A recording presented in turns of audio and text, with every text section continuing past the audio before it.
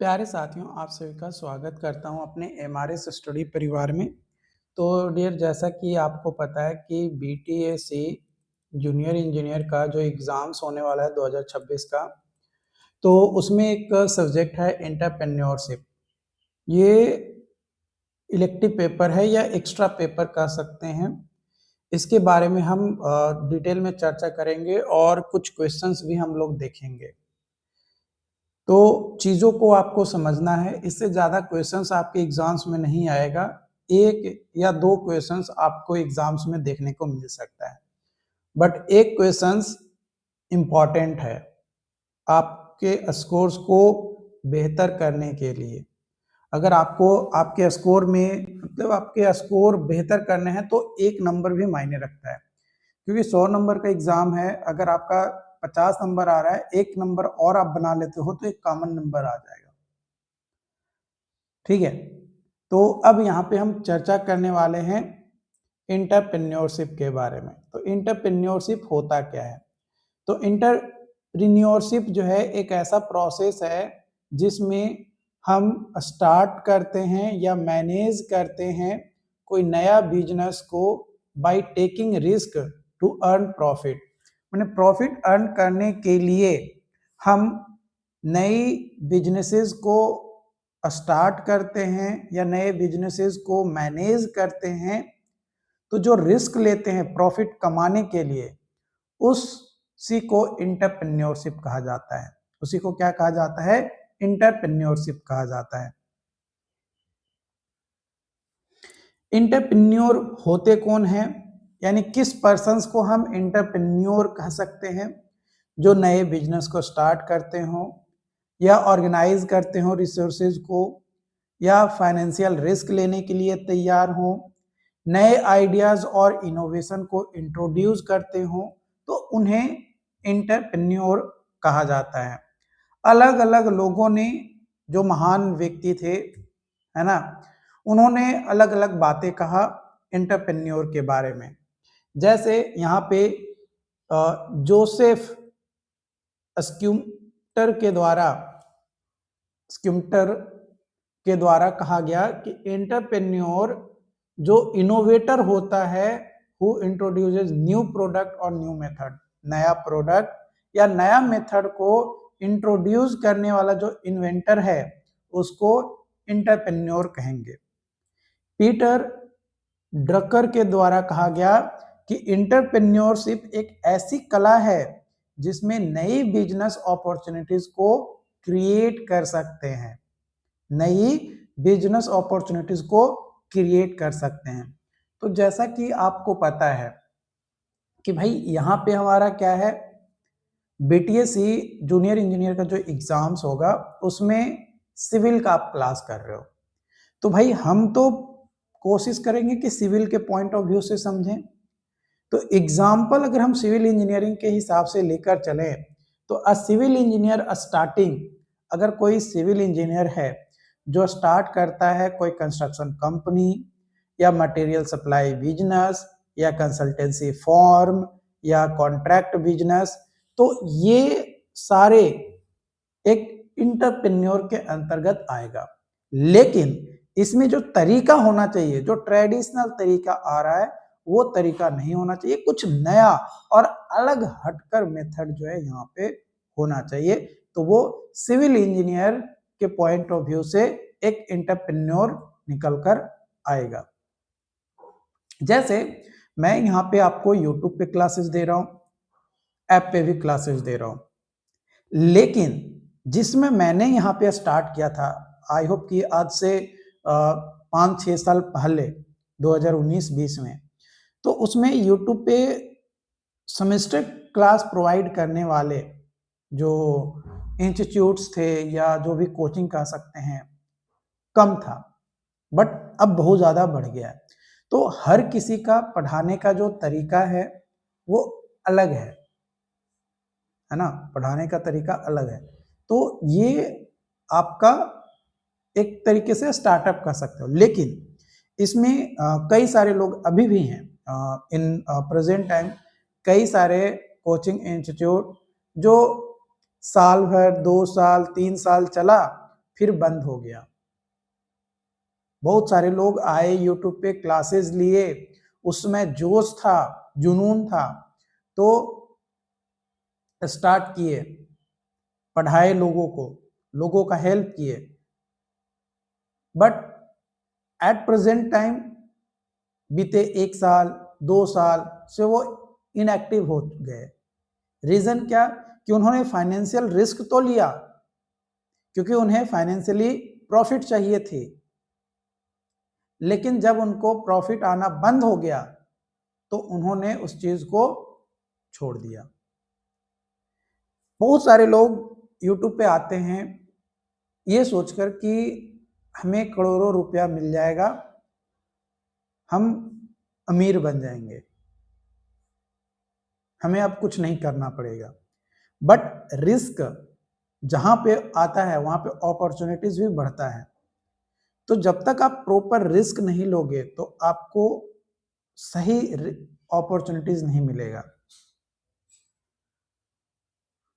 तो ये सारी चीजें क्या है, ये एंटरप्रेन्योर के लिए रिस्क और अपॉर्चुनिटीज दोनों एक साथ आपको आएंगे। फाइनेंशियल रिस्क लोगे तब फाइनेंशियल अपॉर्चुनिटीज आएंगे आपके पास। अगर आप रिस्क लेना बंद करोगे तो जो अपॉर्चुनिटीज हैं वो अपॉर्चुनिटीज नहीं आएगा। जो ट्रेडिशनल चल रहे हैं कि भाई हमें नौकरी करनी है, 5,000 10,000 15,000 20,000 30,000 आपको पर मंथ सैलरी मिल जाएगा, उसी में आपको फैमिली चलाने हैं, तो ये ट्रेडिशनल तरीका हो गया। बट एंटरप्रेन्योर क्या करेगा? जो पैसे हैं उसके पास उसको रिस्क लेगा, भाई हम यूटिलाइज करेंगे शेयर मार्केट में या कोई नया बिजनेस स्टार्ट करेंगे और उससे कुछ बेटर से भी ज्यादा चीजें हम हासिल करेंगे। तो ये हमारा आएगा किसमें? एंटरप्रेन्योर में, क्योंकि वहां पे रिस्क और अपॉर्चुनिटीज दोनों साथ में आ रहे हैं। कैरेक्टरिस्टिक्स ऑफ एंटरप्रेन्योर, जो सक्सेसफुल एंटरप्रेन्योर होते हैं उनके कैरेक्टरिस्टिक्स या क्वालिटीज क्या होते हैं? सबसे पहला, रिस्क टेकिंग एबिलिटी, मतलब हर चीज के लिए वो रिस्क लेने के लिए तैयार है। इनोवेटिव थिंकिंग, मतलब नए आइडियाज को सोचकर उसको यूज करना, टेक्नोलॉजी को इंट्रोड्यूस करना और नए नए मेथड इंप्लीमेंट करते जाना। इससे होगा क्या कि कुछ मेथड्स फेल होंगे, कुछ मेथड पास होंगे। जो मेथड पास होगा हो सकता है कि उससे जो प्रॉफिट्स है वो बहुत ज्यादा मिल सकता है। लीडरशिप स्किल्स, ताकि वर्कर और टीम को गाइड कर सके। डिसीजन मेकिंग, मतलब क्विक और करेक्ट डिसीजन लेना। सेल्फ कॉन्फिडेंस होना, कई बार क्या होता है कि डिसीजन तो दे देते हैं लेकिन डिसीजन देने के बाद सोचते हैं कि क्या ये जो डिसीजन हमने दिया वो सही डिसीजन था, क्या ये डिसीजन राइट है या रॉन्ग है, मतलब खुद कंफ्यूज हो जाते हैं उस चीज को लेकर। तो वो चीज नहीं होना है। सेल्फ कॉन्फिडेंट होना जरूरी है। हार्ड वर्किंग भी होना चाहिए। कई बार कुछ एंटरप्रेन्योर ऐसे होते हैं जो काम स्टार्ट तो कर देते हैं स्टार्टिंग में, क्योंकि लोड कम रहता है तो वो आराम से काम करते हैं, बट जब डिमांड उनका बढ़ता है किसी चीज का तो सप्लाई उनसे नहीं हो पाता है, और जब सप्लाई नहीं होता है तो उनको लंबे टाइम तक काम करना पड़ता है, और जब लंबे टाइम या ड्यूरेशन तक काम करने की बात आती है तब लोग जो है पीछे हटना स्टार्ट कर देते हैं। इससे नुकसान किनको होता है? नुकसान जो उस बिजनेस को स्टार्ट किए नए आइडियाज के साथ उनको, क्योंकि उन्होंने हार्ड वर्किंग करना स्टार्ट नहीं किया। कई बार सफल होने के लिए आपको कंटिन्यूअस वर्क करना पड़ता है, रात दिन एक करना पड़ता है।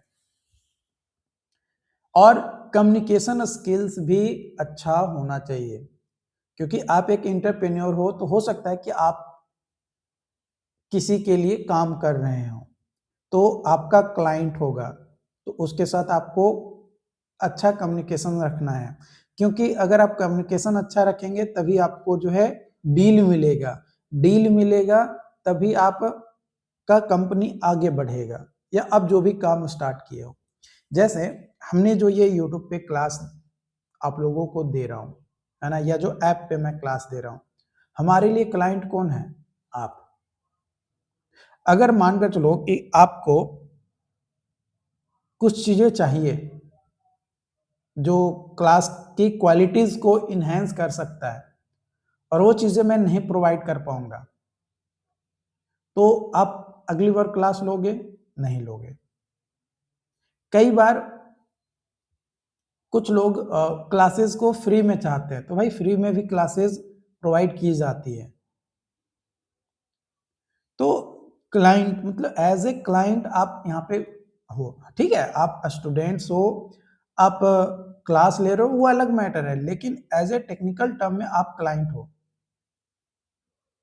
मैं आपको बस सर्विस प्रोवाइड कर रहा हूं।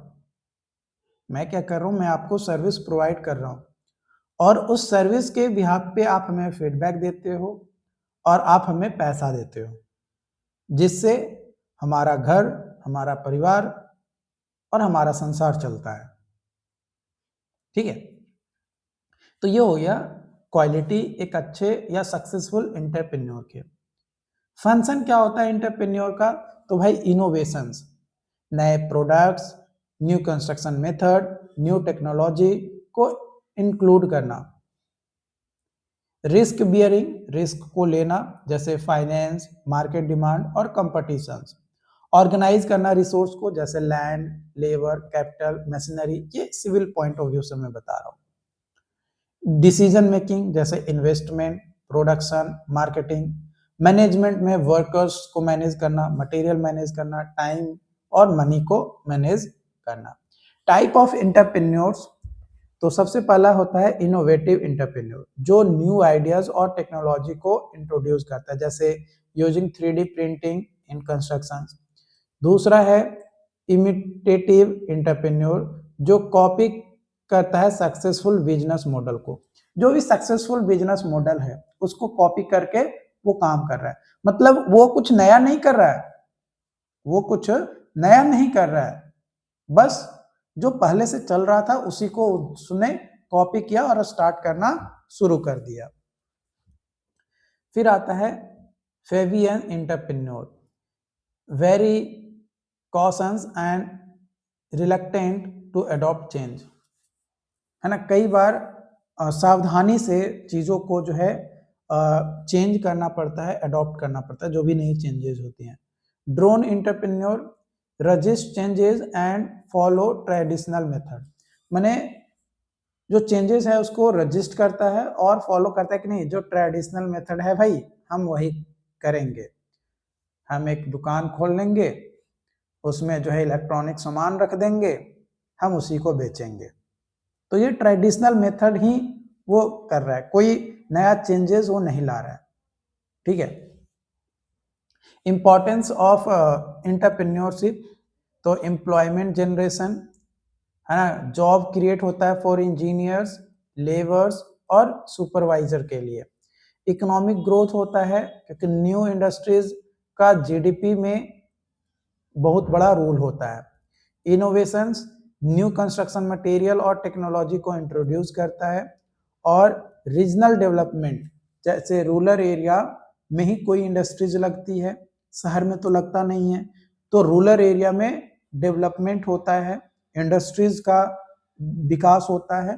तो ये इंपॉर्टेंस है एंटरप्रेन्योरशिप का। इसके अलावा जो स्टैंडर्ड ऑफ लिविंग है वो भी इंक्रीज होता है, क्योंकि प्रोडक्शन इंक्रीज होंगे, गुड्स बिकम एफोर्डेबल, और एफोर्डेबल होगा तो लाइफ जो होगा, है ना, या स्टैंडर्ड ऑफ लिविंग जो है वो बेटर होगा। Small scale enterprises, small scale industries या इंटरप्राइजेज कह सकते हो। तो स्मॉल स्केल इंडस्ट्रीज वैसा इंडस्ट्री होता है जिसमें लो इन्वेस्टमेंट होता है और स्मॉल नंबर ऑफ वर्कर होते हैं, यानी वर्कर की जो नंबर्स होती है वो कम होता है, 100, 200, 50, ये तो वो या 500 तक। बट जहाँ पे मीडियम या लार्ज है वहाँ पे 1000, 10,000, लाखों में भी जो है वर्कर्स हो सकते हैं और हाई इन्वेस्टमेंट की भी जो है जरूरत पड़ती है। लो स्केल इंडस्ट्री जैसे brick manufacturing, cement block productions, fabrication unit, small construction companies, ये एग्जांपल्स है स्मॉल स्केल इंडस्ट्रीज का। Advantage, require a small capital, generate employment, promotes rural development. Disadvantage, limited finance, less technology और small market reach जो है आपका होता है, जैसे एक तरीके से लोकल आपका हो गया।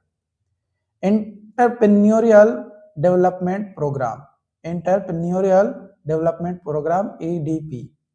EDP जो है एक ट्रेनिंग प्रोग्राम होता है जो डिजाइन होता है to develop entrepreneurial skills.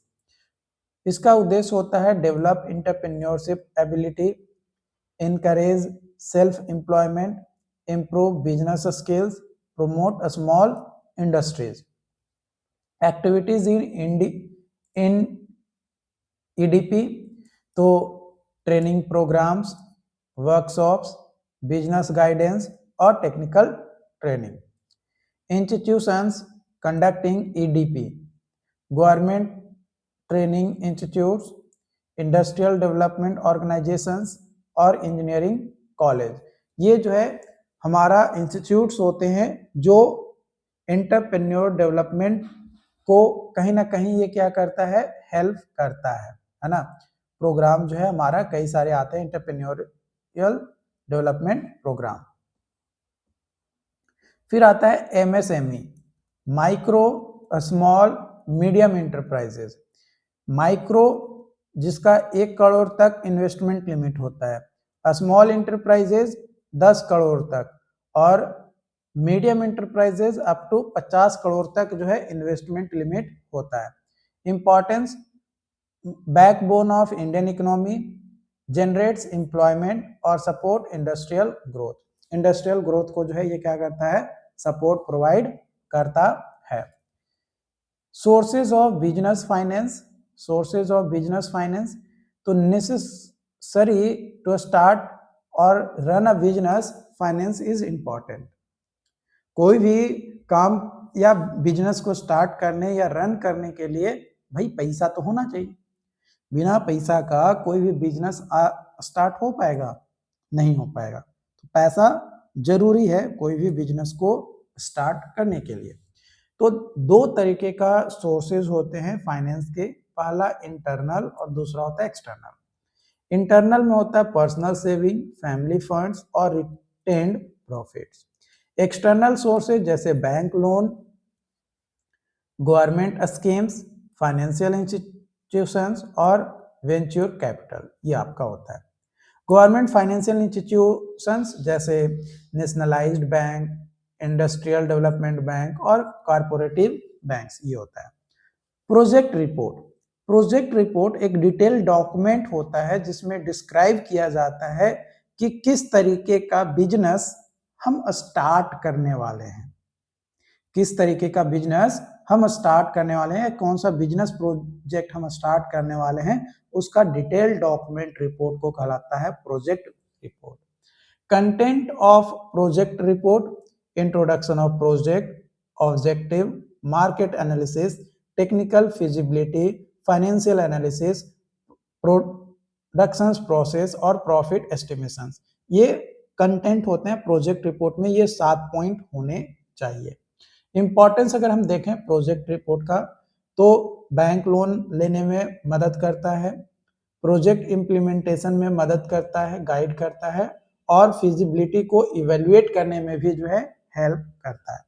Feasibility study, feasibility study, feasibility study determine whether a project is a practical और नॉट, है ना, weather a project is practical और नॉट, वो होता है फिजिबिलिटी स्टडी। इसमें हमारा सबसे पहला आता है technical feasibility, availability of technology, machinery और skilled labour. Economic feasibility, profit of project. Financial feasibility, availability of funds, मतलब कितने फंड्स हमारा अवेलेबल है या कौन कौन सोर्स से हमें फंड्स जो है अवेलेबल हो रहा है। मार्केट फिजिबिलिटी, माने जो भी आप प्रोडक्ट आप बना रहे हो, है ना, जो भी आप प्रोडक्ट बना रहे हो उसका मार्केट में डिमांड क्या है, कितना डिमांडेबल है कि नहीं है, उस चीज को यहाँ पे देखा जाता है। Role of government in entrepreneurship development, entrepreneurship development में गवर्नमेंट का क्या रोल होता है? तो फाइनेंशियल सपोर्ट जैसे सब्सिडीज, लोन और ग्रांट्स, ट्रेनिंग प्रोग्राम जैसे कई सारे ट्रेनिंग प्रोग्राम जो है दिए जाते हैं, तो उसमें गवर्नमेंट जो है हेल्प करता है। इंफ्रास्ट्रक्चर डेवलपमेंट जैसे इंडस्ट्रियल पार्क्स और जोन्स प्रोवाइड करता है। Tax benefit reduces tax for small industries, जो स्मॉल इंडस्ट्रीज है उसके लिए टैक्सेस को जो है रिड्यूस करता है। तो इन सभी में जो है गवर्नमेंट एंटरप्रेन्योरशिप डेवलपमेंट में मदद करता है। फिर आता है आपका problem faced by entrepreneurs. Entrepreneurs के द्वारा क्या कॉमन डिफिकल्टीज या प्रॉब्लम फेस किए जाते हैं? पहला लैक ऑफ कैपिटल, दूसरा मार्केट कंपटीशंस, तीसरा लैक ऑफ स्किल्ड लेबर, क्योंकि कई बार क्या होता है नए प्रोजेक्ट स्टार्ट करने या नया तरीका का बिजनेस स्टार्ट करने के लिए जो स्किल्ड पर्सन्स की जरूरत होती है वो स्किल्ड पर्सन जो है अवेलेबल नहीं हो पाते हैं। फिर गवर्नमेंट रेगुलेशंस, मार्केटिंग प्रॉब्लम्स और टेक्नोलॉजी इश्यूज भी जो है देखने को मिलता है। एंटरप्रेन्योरशिप इन सिविल इंजीनियरिंग, तो civil engineers can start business such as construction company, building contractor, road construction firm, survey consultancy, material testing laboratory, ready mix concrete plant, brick manufacturing unit, ये सारे सिविल इंजीनियर कर सकते हैं। Difference between entrepreneur और manager, entrepreneur के पास अपना खुद का बिजनेस होता है, रिस्क लेता है, क्रिएट करता है बिजनेस को और इनोवेशंस को फोकस करता है। लेकिन जो मैनेजर्स होता है वो किसी बिजनेस का या किसी कंपनी का एम्प्लॉय होता है, वो कोई रिस्क नहीं लेता है, वो बस डिसीजन लेता है, ठीक है, बिजनेसेस को मैनेज करता है और मैनेजमेंट को ही जो है फोकस करता है। कोई नया इनोवेटिव आइडियाज जो है वो नहीं देता है या उसके पास नया कोई इनोवेटिव आइडिया प्रोवाइड नहीं करेगा। लेकिन एंटरप्रेन्योर के पास खुद फोकस रहता है कि हमें नए से नए टेक्नोलॉजी को इनोवेट करना है और उस पर काम करना है।